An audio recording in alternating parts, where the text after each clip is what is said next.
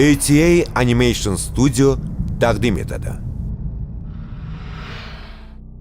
Al-Azhar Islom tadqiqot akademiyasi qoshidagi tarjima tadqiqot markazining diniy va tarixiy nazorati ostida ishlangan.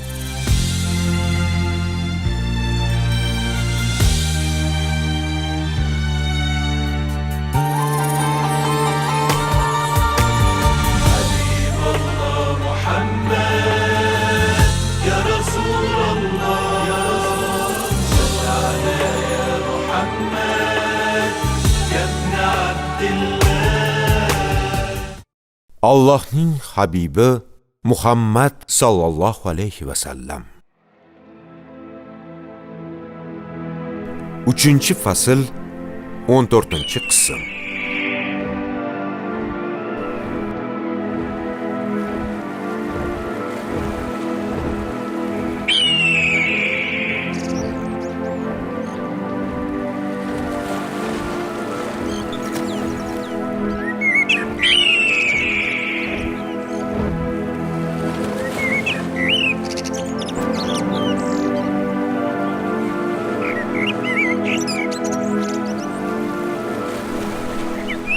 Allohning nomi bilan boshlayman.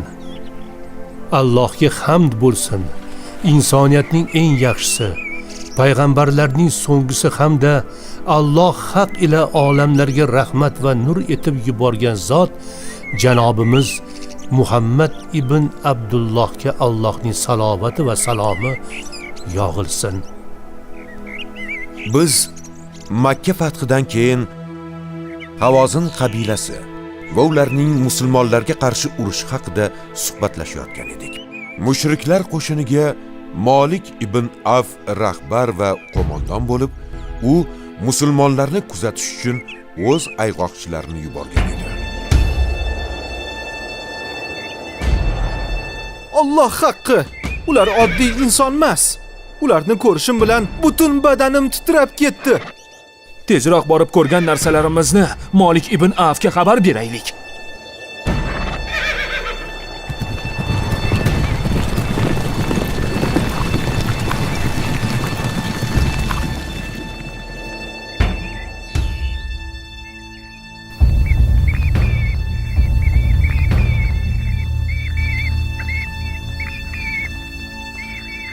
Holingizga voy bo'lsin. Sizlarning vazifangiz nima edi, havozinliklar? Alloh haqqi, ularni ko'rishimiz bilan hozir o'zingiz ko'rib turgan ahvolga tushib qoldik. Muhammad va uning odamlari hali biz hujum qilmasimizdan bizga qarshi jang qilgani yo'lga chiqdi. Shunday bo'lishini kutgandim. Ularga pistirmalar qo'yamiz. Hali to'qnashmasdan turib, ularni halok qilamiz.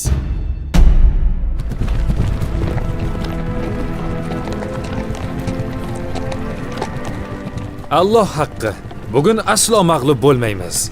12 ming jangchi urushga shay holda tantanali yurish qilyapti. Bundan kim ham dahshatga tushmaydi deysan? Islomni yangi qabul qilgan ba'zi musulmonlar adadlari ko'pligidan mag'rurlanar edilar. Bu haqida suhbatlashib ketishayotganda Rasululloh sallallohu alayhi va sallam ularning gapini eshitib qoldilar va bundan mahzun bo'ldilar. Lekin Havozin tomonga yurishda davom etdilar. Rasululloh sallallohu alayhi va sallam adadning ko'pligi o'z egasiga yordam bermasligini yaxshi bilardilar. Musulmonlar faqat Alloh azza va jallaning yordami va unga bo'lgan iymonlari bilan g'alaba qozonadilar. Shuning uchun musulmonlar adadlarning ko'pligi bilan mag'rurlanganlari haqidagi gaplarni eshitganda qattiq xafa bo'ldilar. Ayni damda Havozinliklarning qo'mondoni bo'lgan Malik ibn Af Aftos degan vodiyga kelib o'rnashgan hamda musulmon qo'shinini qamal qilish va ularga kutilmaganda hujum qilish maqsadida yashirin joylarga pistirmalar qo'yayotgan edi. Hozir qaysi vodiydamiz, qo'y odam? Aftos vodiysidamiz, ey tajribali jangchi. Otlar uchun juda yaxshi maydon. Ayni munosib joy. Bu yerda mayda va katta toshlar ko'p emas. Otlar botib ketadigan darajada o'ta yumshoq ham emas. Molik ibn Avf Rasululloh sallallohu alayhi va sallamga qarshi jang qilish uchun 20 ming jangchi to'plash bilan kifoyalanib qolmadi. Qo'shin ortidan jang maydoniga ularning bolalarini, ayollarini va mol-mulklarini ham qo'shib jo'natdi. Toki jangchilar matonat bilan o'zlarini ayamay jang qilsin.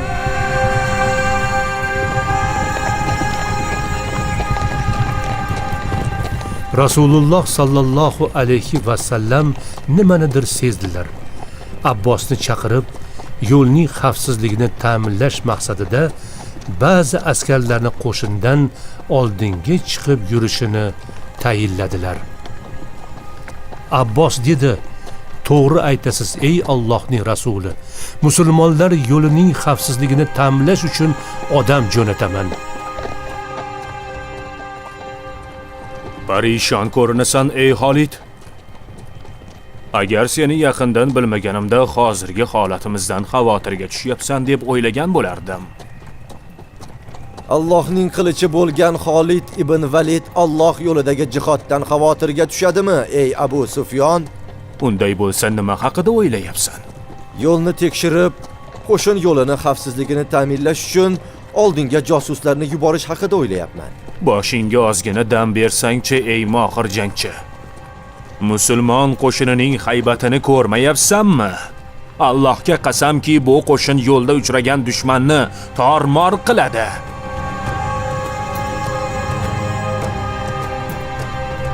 Abbos dedi: "Ey Xolid, Rasululloh askarlardan ba'zisi oldinga chiqib, biz uchun yo'lning xavfsiz ekanini ta'minlab kelsin deya amr qildilar." Juda yaxshi fikr. Alloh haqqi, biz ham shu haqida suhbatlashayotgan edik. Rasululloh bilan birga bo'lgan odam albatta u zotdan xavotir oladi-da. Abbos dedi: "Odamlaringdan ushbu topshiriqni bajarishga layoqatli bo'lganlarni tanlab ol ey Xolid." Ahli oilam bilan birga siz uchun fido bo'lay ey Allohning rasuli.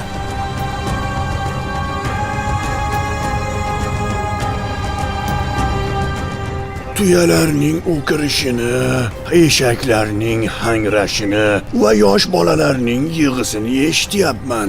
Nima uchun? Odamlarning ortidan ularning mol-mulklarini, yosh bolalari va ayollarini haydab keldi. Molik ibn Avf qayerda? Voy odam, sizga gapirib turgan inson Molikdir. Kim bilan gaplashayotganingizni ham bilmay qoldingizmi? Yoki qarilik aqlingizga ta'sir qildimi, a? Yo'q, senga o'xshagan yoshlarning mendek qariyani masxara qilishiga parvo qilmayman. Jahlingiz chiqmasin ey shayx. Sizning fikringiz biz uchun muhim. Aks holda sizni bu yerga olib kelmagan bo'lardik. Ey Molik, sen qavming uchun qo'mondon bo'lding. Agar Muhammad va uning yordamchilarini o'ldirsang, bu kun esda qolarli kun bo'ladi. Bildingmi? Lekin men nima uchun chorva hayvonlarning ovozini va yosh bolalarning yig'isini eshityapman? Har bir odamning orqasida ahli oilasi va mol-mulk turishini istadim. Shunda ular uchun jang qiladi. Qo'y boqar cho'pon ekansan-ku. Alloh haqqi, sen jangchi emassan. Mag'lub bo'lganga biror narsa qaytarib beriladimi ey Molik? Allohga qasamki, agar urush bo'lsa, senga faqat erkaklar o'z qilichi bilan yordam beradi. Agar jangda mag'lub bo'lsang, ahli oilang va mol-mulking orasida sharmanda bo'lasan. Ey Amr ibn Os, ikkalamiz birgalikda oldinga chiqib, yo'lni tekshirib kelsak nima deysan? Oldimizda biror narsaga duch kelsak, Rasulullohga xabar beramiz. Juda yaxshi fikr ey Xolid ibn Valid.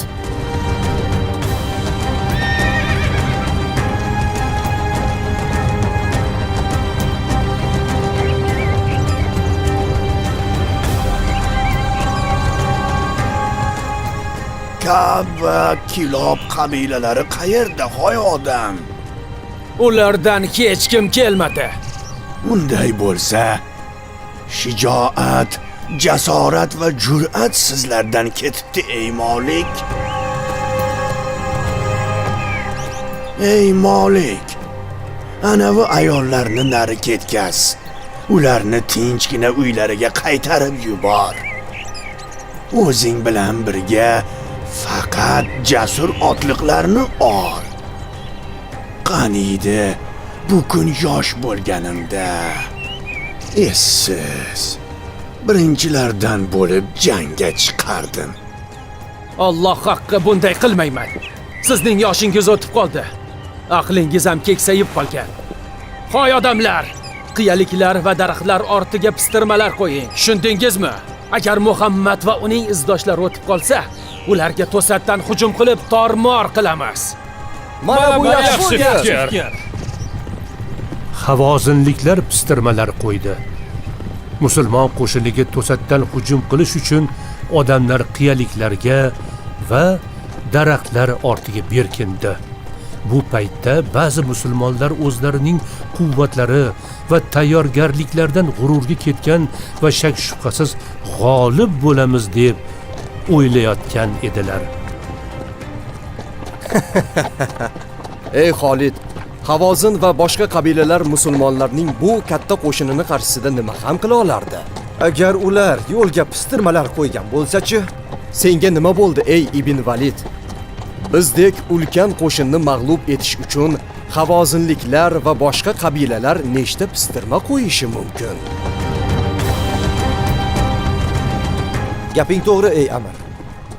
Qolaversa ko'z yetadigan joygacha hech narsa ko'rinmayapti. Agar u yerda havozinliklardan biror kim bo'lganda, daraxtlar qimirlar va ovozlar eshitilgan bo'lardi. Xolid, o'zimizni xuddi sayr qilib yurgandek his qilyapman.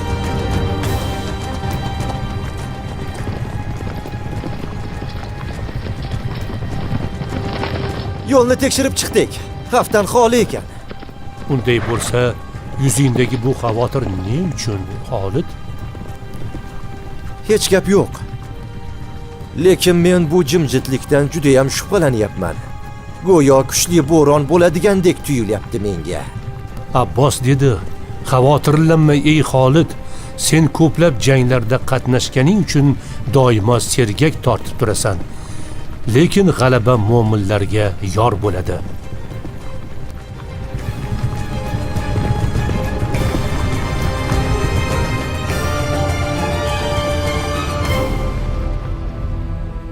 Habibim Allohning rasuli oila a'zolariga hamda atrofidagi barcha odamga rahmdil va mehribon inson. Shuningdek, u zot dono harbiy qo'mondondirlar. Hatto yo'lning xavfsizligi borasida xatarlar kelgan paytda ham u zotning shoshilinch qaror qabul qilmaganliklariga guvoh bo'lamiz. Qo'shinni turli tarafga bo'lib yubordilar. Bir guruh qo'shin bir tomonga ketgan bo'lsa, qolganlari boshqa tomonga qarab ketdi. Bu bilan kutilmagan hujumning oldi olindi. U zotga Allohning salovati va salomi bo'lsin. Bismillahirrohmanirrohim.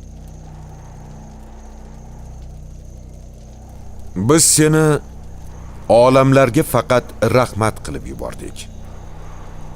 Sen menga faqat sizning ilohingiz albatta bitta ilohdir deb vahiy etilur. Bas sizlar musulmon bo'lasizlarmi deb ayt. Agar ular 100 o'girib ketsalar, men sizlarga barobarlik bo'lishi uchun e'lon qildim. Sizga va'da qilinayotgan narsa yaqinmi yoki uzoqmi bilmasman. Albatta, u so'zning oshkorasini ham biladir va nimani berkitayotgan bo'lsangiz ham biladir. Anbiyo surasi 107-110 oyatlar. 3-fasl 14-qism tugadi. Film islom.uz portali buyurtmasiga binoan o'zbek tiliga o'girildi. Tarjimon Olimxon Qodirov. Ilmiy muharrir Abdul Azim Ziyovuddin.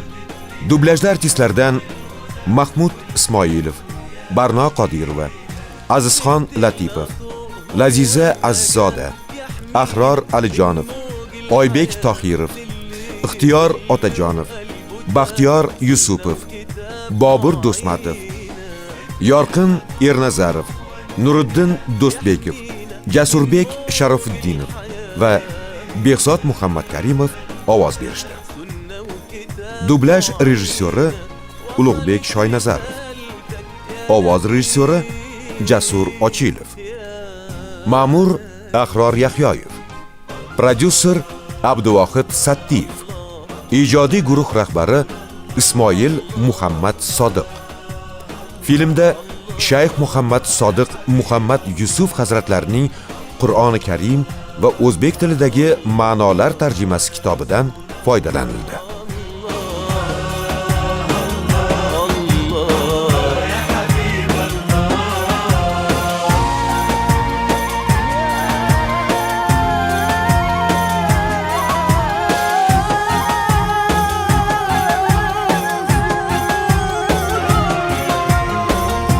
سيرتك رحقنا المختوم غالي وحبك مالينا بتزيد غلاوتك كل يوم في قلوبنا وعنينا سيرتك رحقنا المختوم غالي وحبك مالينا غلاوتك كل يوم في قلوبنا وعنينا ما انت اللي بيك فرح الحزين وعالصراط مادت ايدينا